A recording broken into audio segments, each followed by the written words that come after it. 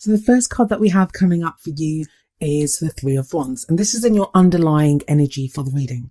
This gives the whole reading a very kind of expectant kind of feeling, because as we can see in this card, there's this guy, he's standing on the shore and he's waiting for his ships to come in. So this is all about kind of looking to the future, knowing kind of what you expect, but expecting returns.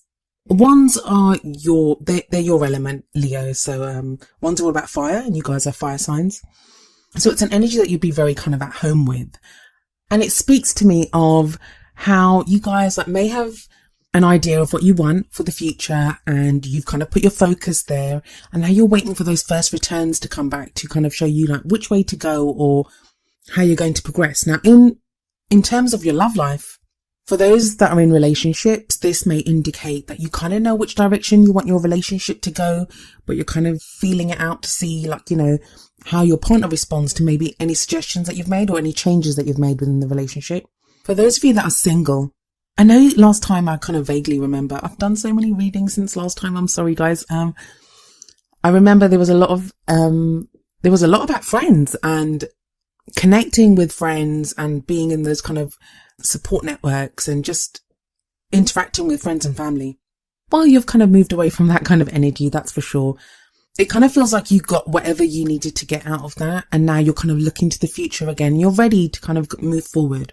So yeah, in the case of if you're single or if you have your eye on someone, this kind of looks like you're ready now to make kind of moves in that direction. Or even if you're separated and you're waiting to hear back, it feels like you've got your confidence back or your hope back that you will hear something back from this person. And maybe the person that you want to move forward with, or the person that you have your kind of, this could be your partner, someone that you have your eye on, or the kind of lover that you'd like to be with, the kind of person that you want in your love life now. If you're completely single and there's no one around, maybe it's someone like the King of Cups, and that's the card that comes up in your kind of circumstance position. It's the heart of the reading. The rest of the reading kind of revolves around this. This kind of tells me where you are at the moment, or what it is that you want from your love life right now. So like I said, this could be someone that you're involved with or have your eye on to get involved with, in which case it could be a water sign, and that would be a Pisces, Cancer or Scorpio. But it doesn't have to be that star sign. It may just be the energy of the king. And I say king, but of course, as always, I explain this every time because I don't want to offend anyone. Even though it's a king, it doesn't actually indicate a male energy. So no matter what sex you identify with or someone that you're involved with identifies with, even if you're gender fluid, it's just the energy of the king that we're looking at. It doesn't matter the sex of the card. This does not refer to a man. And it doesn't matter what type of relationship you're looking for. Opposite sex, same sex. It doesn't matter. It's just the energy. So what is the energy of the king? Well, kings are all about mastery, and this king has mastery of emotions, because cups are all about emotions. What that means is he's very in control of his emotions, which may sound like a negative. It makes him sound more like the King of Swords, but it isn't that. I mean, when you have control over your emotions, you only gain that control because you understand your emotions. You have confidence in your emotions, and this means that this king is very capable of saying, I love you, or loving without reserve. He's such a loving energy, and he's kind of the lover of the tarot. So this is, out of all the kings, he's the lover, which often makes him, like the ideal lover that we're looking for, that type of very loving energy.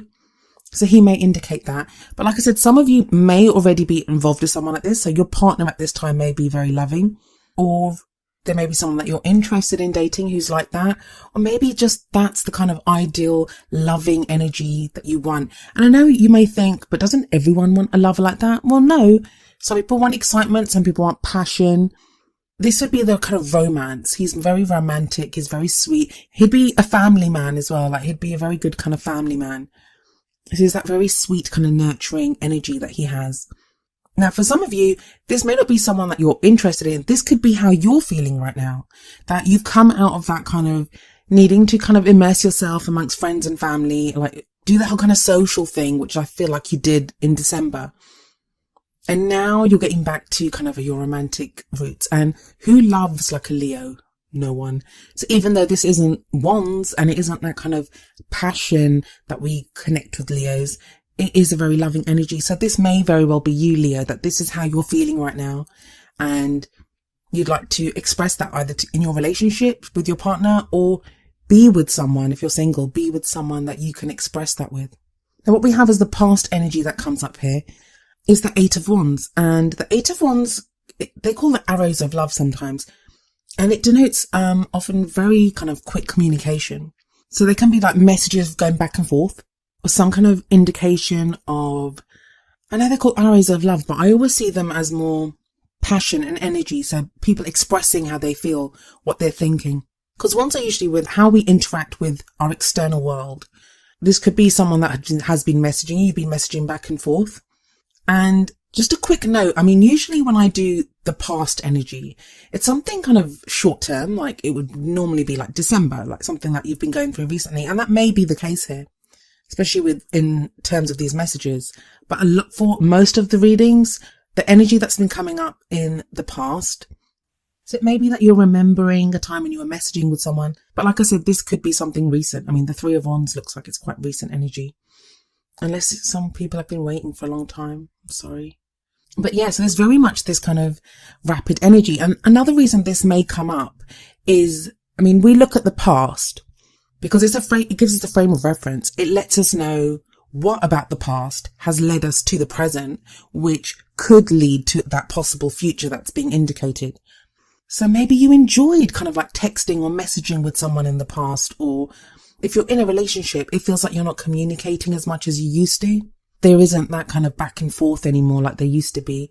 For those of you that are single, maybe that's what you want. You want some of that kind of, when you get those butterflies in your stomach because someone that you kind of like has sent you a message. It's that whole, maybe you're thinking back at something like that you'd like something like that. You'd want some of that excitement in your life as the new year begins.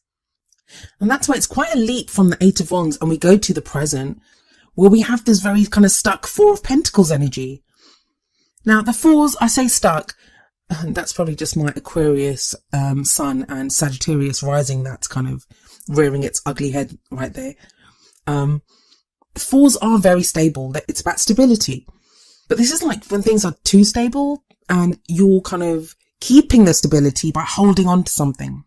Now, sometimes we do need to hold on to things. It can be that message of like, don't let go of something that means something to you. Like, cherish it, hold on to it. Don't let go of it. But this is also known as the Miser card. So it can be sometimes that we're afraid to let go of something. Like it can be clinging on to a relationship for too long. It can be clinging on to that hope that, we're going to get messages back or something's going to happen when maybe it's best for us to move on. And other times it can just be we cling on to ourselves, to our love. We're afraid to express love or afraid to just make ourselves vulnerable because we fear what we could lose by doing that. And it could be a couple of those, especially looking at the card that comes afterwards, but I'll get to that in a moment. But just referring it back to the Eight of Wands, it may be in the past that you opened up and communicated really openly with someone, but now you don't feel so able to, like you don't really feel able to communicate in that same way. And that may not be your fault. It may be the other person has stopped communicating and, you don't want to be the first one to open up and say something. And Leos, you guys are usually so bold and so brave and, you'll go out there and say what needs to be said or do what needs to be done. But for some reason, you don't feel like you don't feel able to, if that's what resonates with you about this messaging back and forth or this interaction that you had with someone. Now, for others of you, this is going to be that maybe either your partner that you're involved with or someone that you were interested in, that there was all this intense interaction in the past, but that's kind of died down, but you're still kind of clinging to the memory of that and that's sustaining you at the moment. And rather than moving forward, you're kind of lost in the memory of what was. And again, that's totally understandable. At this time of year, I think that's so normal. That's so natural to do that because we are looking back. We look back and, I've been doing it recently. I found myself doing it the last few days and I'm recording this at the end of December. You look back and whereas there may have been people that have given us our lowest lows of the year, they're also usually the same people that have given us our highest highs. And as nice as it can be to kind of reminisce, it can be easy to get lost in those memories. And don't forget, we're also in a Mercury retrograde. And yes, it ends on the 8th, but the shadow is going to be there until the end of the month. So yeah, it's not outside of the realm of possibility or even reason that you're going to be looking back. And this time of reflection, it may make you want to like cling on to certain things, and you might feel that way now, but I think you will get something out of this. There is some knowledge to be learned from this that's going to help you move forward. And the reason I say that is that we have the Six of Swords coming up as your future energy. Now, the future energies, the last two cards are usually future energies, and those are usually for right at the end of the period. So that would be like around mid-January. But tarot timings are strange. I always say that. So we don't know. It could be longer, could be sooner. And the Six of Swords is all about moving forward. For some of you, this is going to be literal travel. So whereas whoever that person was that you were messaging with in the past and that you felt kind of stuck with in the present, this future energy could indicate that you could actually literally be moving. Not moving maybe, but it could be moving. Some of you moving, but traveling to go and see someone. And for others of you, someone could be traveling to come and see you, especially with the Three of Wands there. That could be you looking out. I mean, not just for the travel. Maybe that Three of Wands is the person that you were messaging with is overseas. So in that Three of Wands energy that was coming up as the first card, that's you expecting or looking out or waiting for that message to come to you from overseas. But it needn't be the case. I mean, I know that not everyone's going to be involved in a long distance relationship or with someone overseas, but some of you will be. That's why these messages come up. And the Six of Swords is right underneath the King of Cups. So it may be that you are traveling to go and see this King of Cups, or you move, like you emotionally move to a place where you are more like the King of Cups, or are able to interact with someone who you allow to love you. Like sometimes it doesn't matter how loving the person is. We may not allow someone to love us. And that's like the Four of Pentacles coming up there, where we're stuck and we're kind of clinging on to like, I don't want to be vulnerable. I don't want to give up my heart. Like, don't hurt me. Because even though they're pentacles are just things that are of value to us. What's more valuable to us than our heart and, our feelings? So even though it's not a cups card, I do see it as that we cling on to something that we value. But as I said, for the Six of Swords, this is all about moving from choppy waters to calmer waters. And the water in this, even though it's a swords card, it does represent our emotions. And the moon in the background of this card as well, that's emotions, where things may not be clear to us because that's what the moon represents, confusion, things not being very clear, but we're moving to a place where things will become much clearer. I always find it interesting that in the boat there's all these swords, and the swords represent our thoughts, our ideas, and this often to me speaks of like the baggage that we accumulate, like when we're dating or we've been in relationships, or even if we're in the same relationship and we're moving forward with our partner. The experiences that we have, the times that we're hurt, like all of those things, even the good times, they change us as people. And they give us that baggage that we carry with us. There is this low level of kind of sadness in this card, but it's nothing, to me, it's not a huge, I always see it as that, it's just that baggage. It's just that feeling that, yeah, I've been through this, but you know what? I'm going to move on to something better, and I'll be stronger, and I'll love again, especially in a love life reading. This is that whole moving towards love, especially with that King of Cups sitting right above this card. And the card that comes up next, that kind of says it all as well. It's the World. And the World is all about a successful completion of one phase in life. It's like whatever journey you've been on, that's now coming to a close. And again, it's not surprising that the World card is coming up. I mean, I've seen the World and the Fool, which is all about new beginnings. I've never seen those two cards come up as much as I have during this batch of readings. And yeah, it's the New Year energy that's doing that to us. We're ready to let go of things. We're ready to say, yeah, you know what? I want to change how I'm doing this.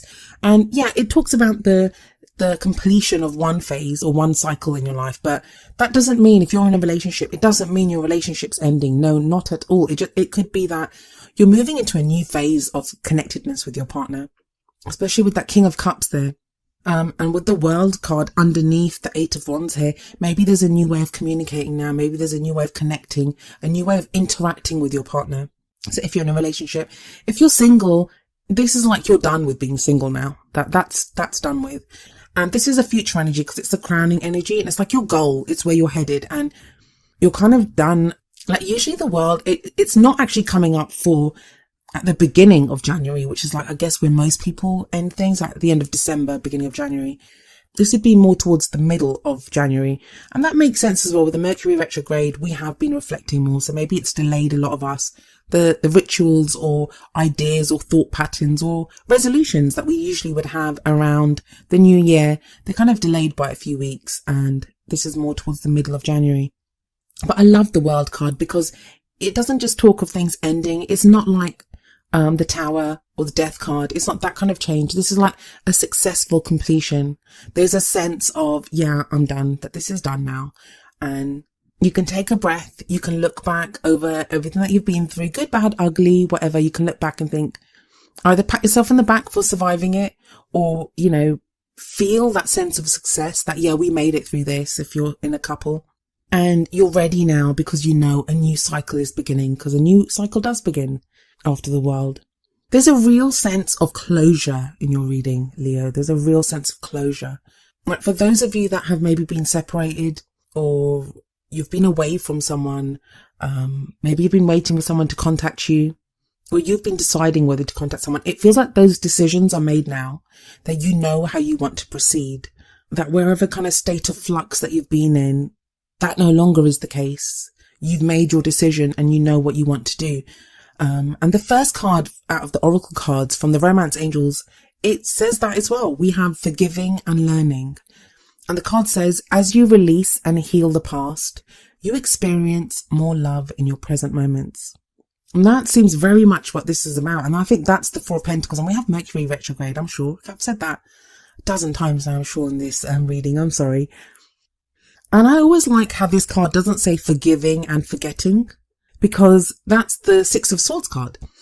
And that's where we have that. The forgiving part, it kind of means like moving forward. It's that whole moving forward energy. When you forgive, you can move forward because you unchain yourself, you release yourself from any blame or regret or any of that stuff. You forgive and you can move forward then. But to forget, if you just forget it, like, oh no, that's just happened, you don't learn anything from it. You have to remember. And that's the swords that she carries in the Six of Swords. Those are her lessons that she's learned from her experiences. And it feels like you've learned them. And for some of you, that's not going to have been easy. And I'm so sorry about that. But you have, or you are in the process of forgiving and learning and moving forward with that kind of energy. And the card from the Wisdom of the Oracle deck, it very much underlines this kind of thinking. It's number 46, regeneration. I'll read you the essential meanings from the book and the relationship message. Essential meanings: rebirth, second chances, new opportunities. The relationship message: the world is based on connections and relationships. No matter what loss has occurred in the past or even now, death and endings are only illusions. There is life after death, love after loss, and in this moment, you are radiating the regenerative life force energy that makes you irresistible to love in all forms. Now is the time when you will see evidence of this new emergence. Can you feel it? Love is rising up to greet you. And that is such a lovely message, and it very much ties in with what the rest of the reading is saying. There does seem to be this kind of sense of closure. I mean, I can see some of you maybe going back over old text conversations that you've had with someone, and maybe you're deleting them. Or for some of you, that's going to be like, you know, why can't we be like that again? And you're regenerating that. You're doing better. You're kind of harnessing that. So the lessons that you learn for each of you, they'll be different. Whether you're in a relationship, single, separated, trying to get back with someone, thinking whether you should go back to someone, your lessons will be different. The lessons that you learn will be totally different. But whatever you decide to do, there is this kind of regeneration and there is this movement forward. That's looking really positive and really good for you. That's like a brilliant start to the new year, because I think so many people can get swept away in the energy of the new year, and they want to make change for the sake of change. And we all do that. That's, I'd say, like the vast majority of us do that. But there seems to be a sense in this of not just moving forward. Like, I mean, that's the whole beauty of the new year, that it gives us that opportunity. It gives us that chance to start again.